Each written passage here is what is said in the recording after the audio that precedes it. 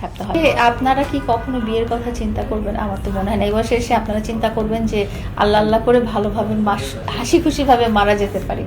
এই বয়সে কেউ বিয়ে করার কথা চিন্তা করে না, বিকজ আমি এখন লাইফের শেষের পর্যায়ে চলে এসেছি।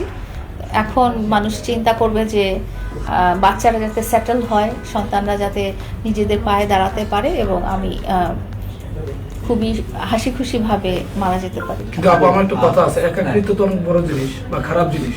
তো একা তো কোনো মানুষ থাকতে পারে না, আপনি স্ট্রোক করে যে কোনো সময় আপনার একটা দুর্ঘটনা ঘটতে পারে, এই জন্য তো একজন মানুষ থাকা প্রয়োজন। আসলে আমি বলি যে আপনি খুব সঠিক কথা বলেছেন। একটা মানুষের জীবনে চাওয়া পাওয়া মধ্যে একটা অন্যতম ব্যাপার হচ্ছে যে আমি যাতে বুড়ো বয়সে আমার একজন সঙ্গী থাকে, যার সাথে আমি গল্প করতে পারি, যার সাথে বসে আমি চা খেতে পারি, যার সাথে আমি টিভি দেখতে পারি, যার সাথে আমি হাঁটতে যেতে পারি।